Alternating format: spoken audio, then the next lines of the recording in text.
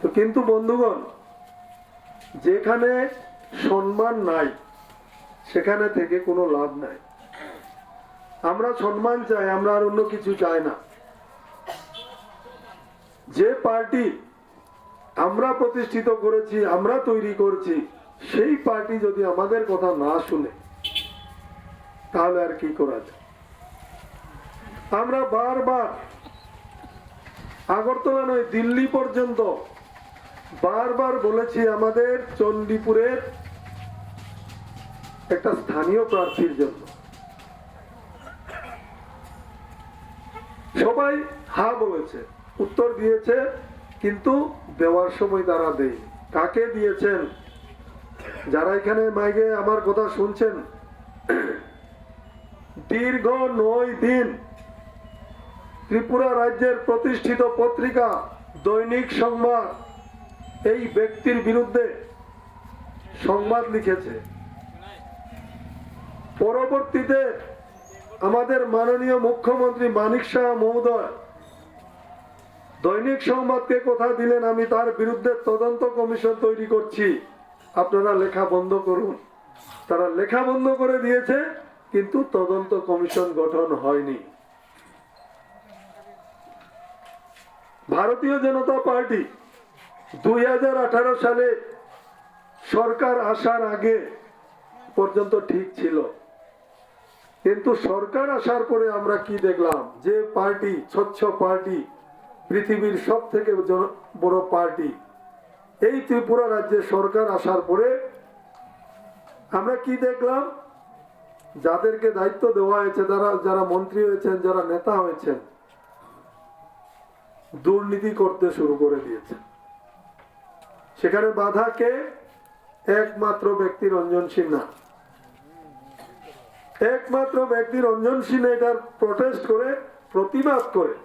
সুতরাং রঞ্জন সিনহা বিজেপির জন্য খুব খারাপ মানুষ।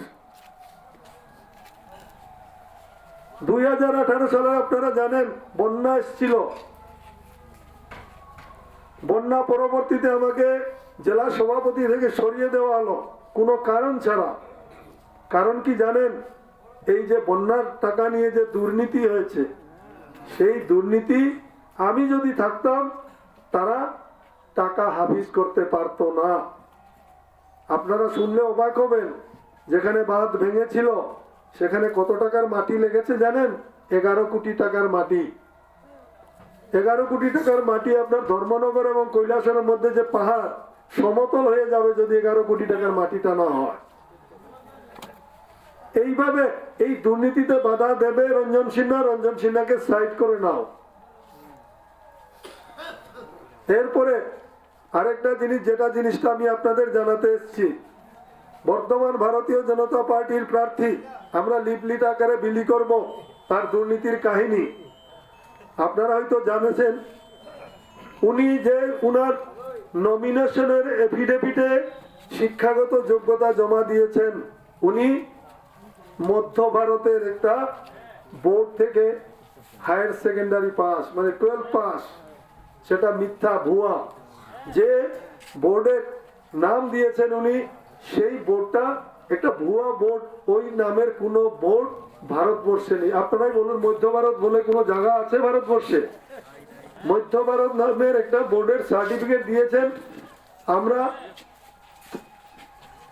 প্রতিবাদ করেছি, প্রোটেস্ট করেছি আমরা নমিনেশনের দিনও, কিন্তু রিটার্নিং অফিসার আমাদেরকে জবাব দিয়েছেন। উনি বই দেখিয়েছেন আমাদেরকে, রুল দেখিয়ে বলেছেন যে তার নমিনেশন বাতিল করার অধিকার আমার নাই, আপনারা কোর্টে যেতে পারেন। এবং ইলেকশন কমিশনে যে এফিডেভিট জমা দেওয়া হয় সেটা যদি মিথ্যা হয়, ইলেকশন কমিশনে কেউ মিথ্যা তথ্য দিতে পারে না। উনি মিথ্যা তথ্য দিয়েছেন, যার কারণে ইলেকশন পরবর্তীতে আমরা, আমার পার্টি এবং আমরা ওনার বিরুদ্ধে হাইকোর্টে পিআইএল করবো এবং উনি জেলে যাবেন।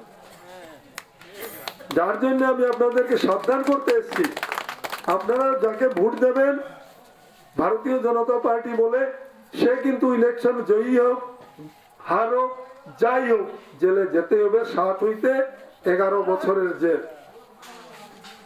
সেই জিনিসটা আপনারা মনে রাখবেন। যে ব্যক্তি প্রথম থেকেই 2 নম্বরই জালি, সেই জালি লোককে আপনারা ভোট দেবেন? তো চণ্ডীপীর বাসীকে আমি সেটাই জানাতে এসেছি যে সেই ব্যক্তি সেই রকম জালি ব্যক্তি। এবং আপনারা আরো শুনেছেন, পত্র পত্রিকায় পড়েছেন, উনি টিআইডিসির চেয়ারম্যান, ওনার অফিসে 8 মাস যাবত তালা লাগানো, তালা ঝুলছে। ওনার অফিস, ওনার ডিরেক্টর অফিস, 2টা অফিসে কোর্ট তালা লাগিয়ে দিয়েছে। বিজেপি সরকার আছে, সরকার কি হাইকোর্টে যেতে পারে না? সরকার কি সুপ্রিম কোর্ট যেতে পারে না? তাদের সরকারের অফিস কোর্ট তালা লাগিয়ে দিয়েছে। কেন যেতে পারছে না? কেন হাইকোর্ট যাচ্ছে না? কেন সুপ্রিম কোর্ট যাচ্ছে না? তারা অন্যায় করেছে, তারা দোষী, সেটা ধরা পড়ে গেছে, যার কারণে তারা আর কোনোখানে আপিল করতে পারছেন। এই হচ্ছে আমাদের এই সরকারের নীতি। ভারতীয় জনতা